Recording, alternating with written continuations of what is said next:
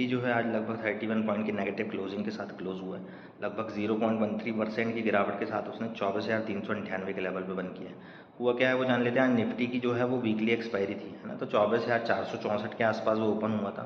Morning का उसका जो लो था वो 24,420 का है। तो मॉर्निंग का मैंने आपको अपडेट भी दिया था कि मार्केट यहाँ से 24,430 अगर ब्रेक करेगा तो हम लोग ऊपर जा सकते हैं ना 24,580 तक। तो फर्स्ट हाफ में मार्केट पूरा ऊपर रहा, आप देख सकते हैं। हुआ क्या है, सेकेंड हाफ में मार्केट में प्रॉफिट बुकिंग आ गई है ना, क्योंकि एक्सपायरी है। और आप देखेंगे मार्केट का जितना भी मूव रहता है ना, तो मार्केट ने क्या किया है, वो जो ट्रेंड लाइन फॉर्म करी है, तो ट्रेंड लाइन का पहले ब्रेक डाउन किया, उसको रिटेस्ट किया है ना, और वहाँ से फिर बाजार ने जो है वो गिरावट दे दी। और आप देखेंगे कि मार्केट के जितने मूव रहते हैं वो सब कैलकुलेटेड रहते हैं। वो जो गिरावट आई है ऊपर से 24,530 से, है ना, उसका भी 50% का ही पुल बैक आया, फिर बाजार ने लो तोड़ा। तो जो आज का लो है वो 24,350 का है ना, और जो सेटलमेंट हुआ है वो 24,398 के लेवल पे हुआ है ना। अभी कल के लिए क्या करना है आपको, जो रेंज है वो 24,370 से 24,530 के बीच की रेंज है ना। तो जो बाइंग बनेगी वो 24,470 के ऊपर अगर कोई क्लोजिंग आती है तो बाइंग बनेगी।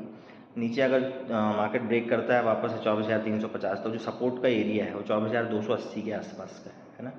तो आपको उस चीज़ पे ध्यान देना है। कल की जो क्लोजिंग है वो बहुत ज़्यादा इंपॉर्टेंट है, क्योंकि मार्केट ने आज रेड कैंडल फॉर्म करी है। बट मार्केट का जो वीकली ट्रेंड है वो बुलिश है ना, आपको ध्यान रखना है। इस केस में क्या होता है कि अगर आप कोई पोजीशन बना रहे हैं, मान के चलिए आप 24,430 से बैठे हों, बाजार 24,500 आ गया, 24,530 आ गया, तो आपको जो अपनी पोजीशंस है ना वो ट्रेल करनी होती है, ठीक है। तो अगर आप ट्रेलिंग एसएल के साथ काम करेंगे तो आपका नुकसान नहीं होगा वहाँ पे। या तो आप अपनी पोजीशंस को हैच करिए, है ना, तो भी अगर आपको मालूम है कि मार्केट की रेंज 100-200 पॉइंट की है, तो भी अगर आप ऑप्शन सेलर तो आपका नुकसान नहीं होगा, है ना। तो क्योंकि ये ऑप्शन सेलिंग के फेवर का मार्केट है।